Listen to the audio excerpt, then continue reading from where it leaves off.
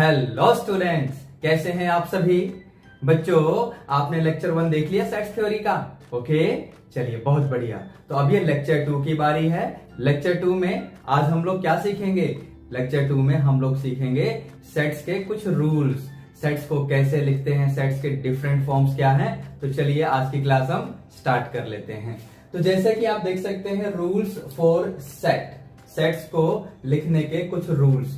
तो पहला रूल क्या है?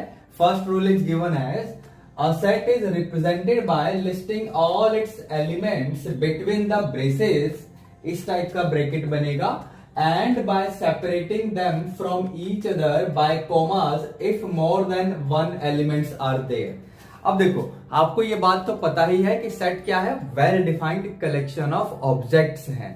ऑब्जेक्ट्स यानी एलिमेंट्स यानी मेंबर्स, एक ही बात है। मतलब मैंने कुछ टर्म्स यूज किए। मैंने क्या बोला?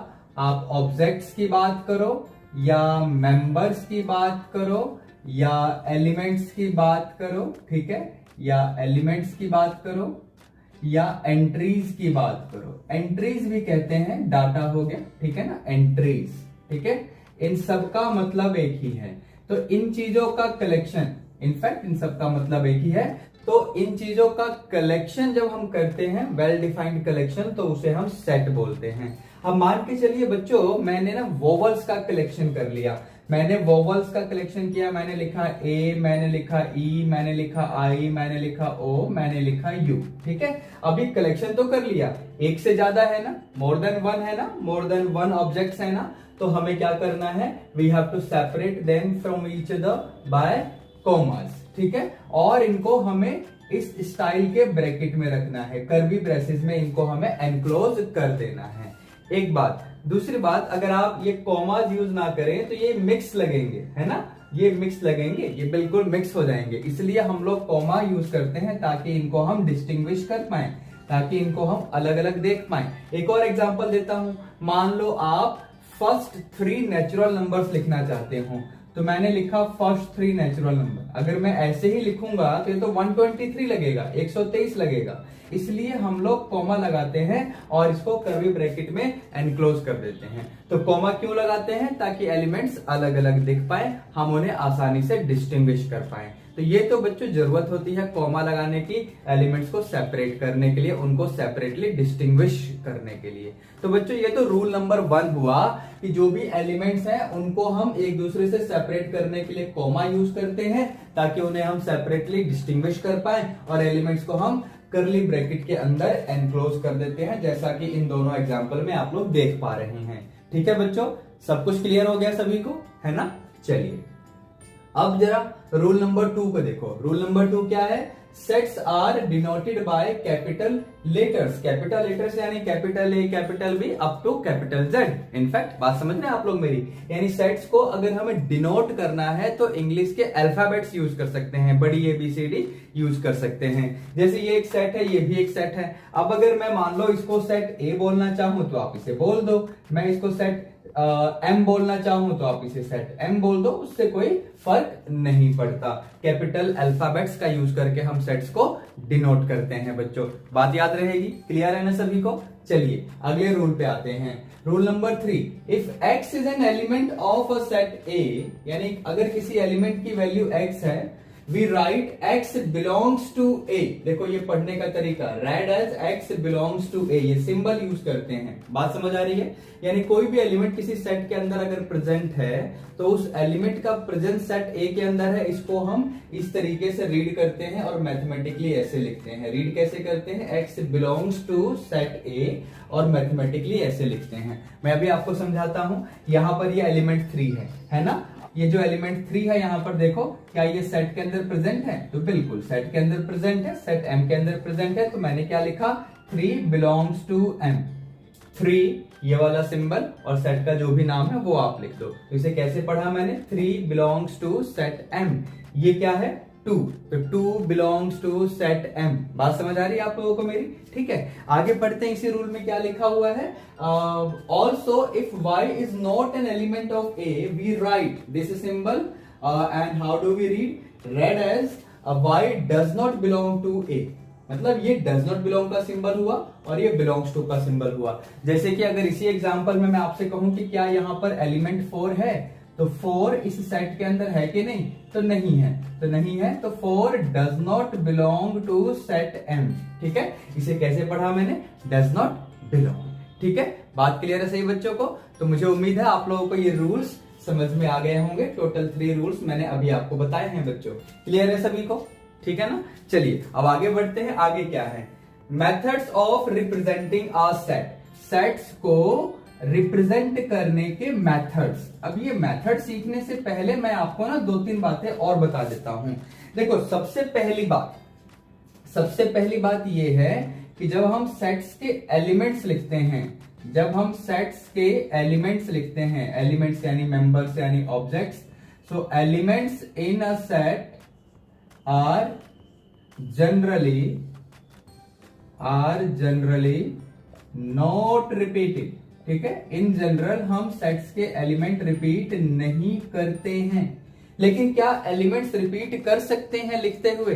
बिल्कुल कर सकते हैं। क्या मतलब है इसका, अभी समझाएंगे आपको। ठीक है, elements in a set are generally not repeated. दूसरी बात, ऑर्डर ऑफ एलिमेंट्स, ऑर्डर मतलब किस एलिमेंट को पहले लिखोगे, आपकी मर्जी। ठीक है, order of elements in a set is of no importance, यानी किसी भी एलिमेंट को आप कभी भी लिख सकते हैं। ठीक है, एलिमेंट्स को रिपीट नहीं करना चाहिए, और order of elements in a set is of no importance, मतलब ऑर्डर ऑफ एलिमेंट्स का कोई खास फर्क नहीं पड़ेगा। बात समझ आ रही है सभी लोगों को मेरी? ठीक है बच्चों, अब इनका मतलब क्या है अभी आपको समझाने वाला हूं, कुछ बातें और देख लो। कुछ जरा सिंबल्स सीखो बच्चों, जैसे ये कोलोन्स। ठीक है, ग्रामर में इसको कोलोन्स बोलते हैं, पता है आपको? ठीक है, या फिर ऐसे इंग्लिश में लिख दो small s dot t dot. ठीक है ना, अच्छा, या फिर ये बिल्कुल सीधी सी वर्टिकल लाइंस, या ये ओब्लिक लाइन। ठीक है, अब इन सभी सिंबल्स के लिए बेसिकली हम लोग क्या बोलते हैं, ये सभी सिंबल्स सच दैट इस वर्ड को रिप्रेजेंट करता है। अब ये बात मैंने क्यों बताई, तो जैसे कि हमें अगली चीजें पढ़नी है, यानी methods of representing a set. तो सबसे पहला मेथड है रोस्टर फॉर्म, जिसका एक और नाम है टेबुलर फॉर्म, और दूसरा मेथड है सेट बिल्डर फॉर्म। अब इसका मतलब क्या है, देखिए रोस्टर फॉर्म में क्या होगा, किसी भी सेट के एलिमेंट्स आपको विजिबल होंगे, दिखेंगे डायरेक्टली। लेकिन सेट बिल्डर फॉर्म में क्या होगा, देखो बिल्डर वर्ड का मतलब क्या होता है, बिल्डर, बिल्ड का मतलब बनाना, बिल्डर मतलब बनाने वाला। तो इसका मतलब क्या हुआ, इसका मतलब हुआ सेट बिल्डर फॉर्म, यानी सेट को बनाने वाला फॉर्म। अब इसका मतलब क्या है, इसका मतलब यह है कि सेकंड वाले फॉर्म में ना आपको एलिमेंट्स नहीं दिखेंगे, एलिमेंट्स आपको बनाने पड़ेंगे। कुछ प्रॉपर्टी लिखी होगी, कुछ रूल लिखा होगा, कुछ डेफिनेशन लिखा होगा, जिसका यूज करके आप एलिमेंट्स खुद बनाएंगे। एग्जाम्पल से समझाते हैं आपको। देखो बच्चों, जैसे कि मान लो मैंने एक सेट लिखा, मैंने लिखा यहां पर 1, मैंने लिखा 3, मैंने लिखा 2, मैंने लिखा 2, मैंने लिखा 4, मैंने लिखा 5। अब देखो यहां पर कुछ बातें और मैं आपको बताने वाला हूं।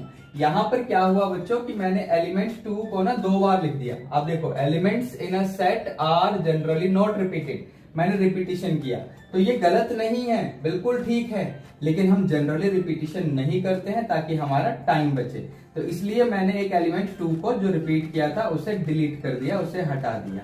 एक बात। दूसरी बात, अब यहां पर देखो जरा, मैंने अगर इसको देखा तो ना तो ये इंक्रीजिंग ऑर्डर है ना ही डिक्रीजिंग ऑर्डर है, मैंने उल्टा पुल्टा लिखा हुआ है। 1 फिर 2 की जगह 3, फिर 2 आ गया, फिर 4, फिर 5 ऐसे आ गया। तो ये जो एलिमेंट्स का ऑर्डर है, क्या हमें कोई समस्या हो रही है इसको रीड करने में? कोई समस्या नहीं हो रही है।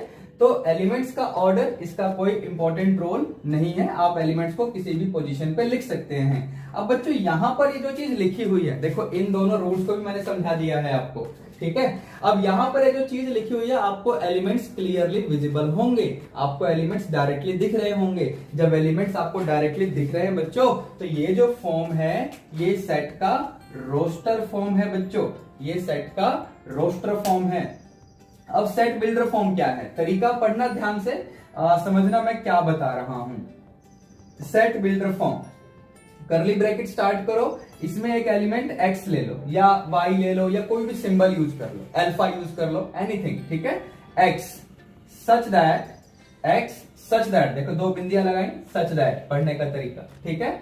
x such that x is a natural number, x such that x is a natural number less than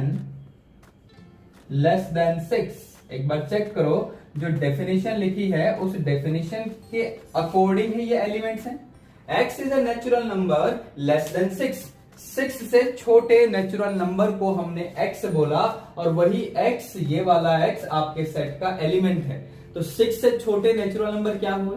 तो 1 2 3 4 5 यही हुए। तो ये रहा आपका रोस्टर फॉर्म एलिमेंट दिख रहा है और ये रहा आपका सेट बिल्डर फॉर्म जिसमें एलिमेंट आपको नहीं दिख रहे। और अगर एलिमेंट नहीं दिख रहे तो एलिमेंट आपको बनाने पड़ेंगे बच्चों, इसलिए इसको क्या बोलते हैं? इसलिए इसको बोलते हैं सेट बिल्डर फॉर्म। बात समझ आई सभी को? ठीक है, अब चले आगे 2-4 न्यूमेरिकल्स कर लेते हैं, ठीक है। ओके,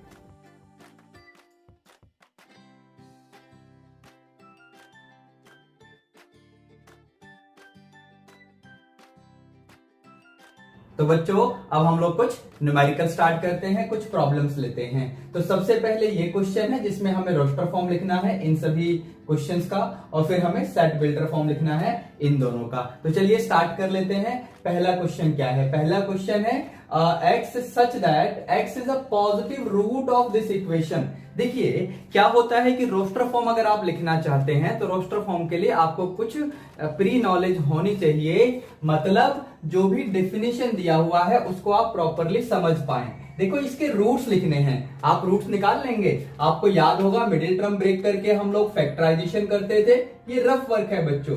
एक बार चेक करो क्या इसके फैक्टर यही बनेंगे, एक बार चेक करना, ठीक है। रफ वर्क है, हमने इसका फैक्टराइजेशन कर लिया है, ध्यान से देख लो।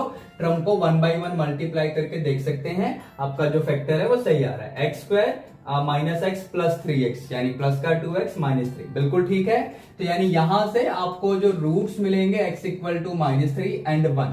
क्लियर है सभी को? अब इसने आपसे बोला है कि x is a positive root of this equation. अगर ये पॉजिटिव वर्ड नहीं होता तो रूट की बात करता तो इन दोनों को हम लिख लेते, करली ब्रैकेट में डाल देते, लेकिन अभी पॉजिटिव रूट बोला है इसलिए इसका जो आंसर होगा वो क्या होगा बच्चों? पॉजिटिव रूट सिर्फ 1 है जिसको आप करली ब्रैकेट में लगा दो। और आप ध्यान से देखिए कि यहाँ पर सिंगल एलिमेंट है इसलिए कॉमा की जरूरत नहीं है। जब मोर देन 1 एलिमेंट होते तो हम कॉमा लगाते हैं। बात समझ आ रही है आप लोगों को? चलते हैं अब अगले क्वेश्चन की तरफ। क्या बोल रहा है? y such that y is a letter in this word। ये वर्ड क्या है? Math magician. इस वर्ड के अंदर जो भी अल्फाबेट्स दिख रहे हैं आपको, लेटर्स दिख रहे हैं, उनका कलेक्शन बनाना है आपको। तो चलिए स्टार्ट करते हैं। सबसे पहले इसका आंसर क्या आएगा? तो सबसे पहले आपका लेटर है M, ठीक है, फिर कॉमा लगाओ। अगला लेटर है आपका A, ठीक है, फिर कॉमा लगाओ, फिर T है, फिर कॉमा, फिर H। देखो कॉमा लगा रहे हैं ताकि ये जो एलिमेंट्स यानी जो अल्फाबेट्स यहाँ से आ रहे हैं वो सेपरेट दिखें आपको, ठीक है, पहली बात। और दूसरी बात कि यहाँ पर ऑर्डर का कोई फर्क नहीं पड़ेगा, लेकिन रिपीटिशन पे भी गौर करना, हम रिपीटिशन नहीं करेंगे। MATH हो गया, फिर M आ गया, we will leave it, A आ गया, वी विल लीव इट। तो फिर G हम लिखेंगे, फिर हम I लिखेंगे, ठीक है, फिर C लिखेंगे, फिर से I आ गया छोड़ दो, फिर से A आ गया छोड़ दो, फिर N आ गया उसे आप लिखेंगे और ये लो जी आपका करली ब्रैकेट एंड क्लोज हो गया। बात समझ आ रही है आप लोगों को? ठीक है, इस तरीके से ये वाला सेट भी हमने टेबुलर फॉर्म या रोस्टर फॉर्म में लिख लिया है बच्चों। अब अगले क्वेश्चन की बारी है। अगला क्वेश्चन क्या है? x such that x is a 2-digit natural number, the sum of whose digits is 6। अब 2 डिजिट के नंबर एक्चुअली 10 से स्टार्ट होते हैं, 10 यानी 10 से स्टार्ट होते हैं, 10, 11, 12 और लास्ट में 99 तक आप पहुंचते हैं, ठीक है। आपको ऐसे 2 डिजिट नंबर चाहिए जिनके डिजिट्स का सम 6 हो। मतलब जैसे अगर मैं कोई नंबर 15 लिखूं, है ना, अब देखो पहला डिजिट 1 है, दूसरा डिजिट 5 है, इन दोनों डिजिट्स का सम करो 6 आएगा ना। तो इसका मतलब जो भी आप यहां पर आंसर लिखने वाले हैं उसमें सबसे पहले 15 आएगा, ठीक है, उसके बाद 24 आएगा। चेक करो डिजिट्स का सम 6 होना चाहिए। फिर आपका 33 आएगा, चेक कर लो, फिर आपका 42 आएगा, फिर आपका 51 आएगा, फिर आपका 60 आएगा। एक बार चेक करो, इसके अलावा और कोई 2 डिजिट के नंबर नहीं होंगे जिनके डिजिट्स का सम करने पे आपको 6 मिले। तो ये जो मैंने एलिमेंट्स का कलेक्शन तैयार किया वो बेसिकली क्वेश्चन नंबर 3 का आंसर हो गया, यानी रोस्टर फॉर्म हो गया इस डेफिनेशन के अकॉर्डिंग, टेबुलर फॉर्म हो गया। क्लियर है सभी लोगों को, समझ आया ना? ठीक है, अब चलते हैं अगले वाले में। हमें क्या बोला है, right the set builder form of these two sets. अब सुनना, सेट बिल्डर फॉर्म जब लिखना होता है थोड़ा सोचना पड़ता है। ये जो भी एलिमेंट्स हैं वो किस डेफिनेशन के अकॉर्डिंग लिखे गए हैं, ये जो भी सेट्स हैं वो किस प्रॉपर्टी को फॉलो करेंगे, इनके एलिमेंट्स किस प्रॉपर्टी को फॉलो करेंगे, वो स्पेशल प्रॉपर्टी जो सिर्फ यही एलिमेंट फॉलो करेंगे, वो स्पेशल प्रॉपर्टी आपको यहां लिखनी है। तो जरा ध्यान से देखना, ऑब्जर्वेशन का खेल है सारा। ये जो चीजें लिखी हैं ये नेचुरल नंबर तो हैं, लेकिन नेचुरल नंबर में 2 और 3 भी आता है, 5, 6, 7, 8 भी आता है, वो सब यहां मिसिंग है। एक बात। दूसरी बात, ये सभी नंबर क्या किसी का स्क्वायर या क्यूब इस टर्म में भी सोचो, कुछ भी सोचो, इनफैक्ट जो भी चीज आप सोचेंगे वो प्रॉपर्टी बेसिकली इस एलिमेंट के लिए होनी चाहिए, वो प्रॉपर्टी इन सभी एलिमेंट्स के लिए होनी चाहिए। तो जैसा कि आप लोग अगर देख पा रहे हो, ये जो भी एलिमेंट्स लिखे हुए हैं ध्यान से देखना, मैं क्या लिखूंगा, x such that x is equal to n square where n is a natural number. Natural number n की जगह डालो तो आपको n की जगह क्या मिलेगा, n की जगह मिलेगा 1 या 2 या 3 या 4 या 5 या 6 एंड सो ऑन। लेकिन हमने बोला x इक्वल्स n स्क्वायर। अब जरा इनका स्क्वायर करके लिखो, यहाँ पे क्या आएगा, जो भी आएगा वो यही आना चाहिए, चेक कर लो आ रहा है कि नहीं। लेकिन ये 6 वाले की गड़बड़ है क्योंकि यहाँ 36 नहीं है, तो हमें यहां पर एक कंडीशन बतानी पड़ेगी कि n इज लेस देन और इक्वल टू 5। अब जो डेफिनेशन बच्चों मैंने मैथमेटिकली लिखा हुआ है, आप लोग चाहें तो इसे इंग्लिश में भी लिख सकते हैं। कैसे आएगा इंग्लिश में, देखिए आप इसे ऐसे भी लिख सकते हैं, x such that x is square of first 5 natural numbers. ठीक है, तो अगर आप लोग इस डेफिनेशन को इंग्लिश में भी लिखना चाहें तो लिख सकते हैं। ये मैथमेटिकल डेफिनेशन हो गया और ये आपका इंग्लिश में डेफिनेशन हो गया। बात एक ही है बच्चों, क्योंकि दोनों ही डेफिनेशन से हमें यही वाले एलिमेंट्स मिलेंगे। ये वाला कैपिटल एन का सिंबल याद है आपको नेचुरल नंबर्स के लिए। ठीक है बच्चों, अब जरा अगले क्वेश्चन में आओ। अगले क्वेश्चन में आपको सिर्फ 2 एलिमेंट्स दिख रहे हैं। अब ये दोनों एलिमेंट्स किस प्रॉपर्टी को फॉलो करेंगे, जरा सोचो और मुझे बताओ, बताइए। ठीक है, ओके। तो बच्चों यहां पर इसका आंसर क्या आएगा, ध्यान से देखना मैं क्या लिख रहा हूं, x such that x is a root of x square minus 9 equal to 0। इस इक्वेशन को सॉल्व करेंगे बच्चों तो यही रूट्स आपको मिलने वाले हैं। आप चेक करके देख सकते हो, अगर ये रूट्स ना मिले तो मुझे बताना कमेंट करके। तो चलिए बच्चों, इसी के साथ आप लोग इस पूरे को नोट कर लीजिए, स्क्रीन को पॉज कर लें और आप इस पूरे को नोट कर लें बच्चों। तो बच्चों अब हम लोग मिलेंगे अगली क्लास में कुछ नए कंसेप्ट्स के साथ, कुछ नए क्वेश्चंस के साथ। तो चलिए मिलते हैं, बाय बाय।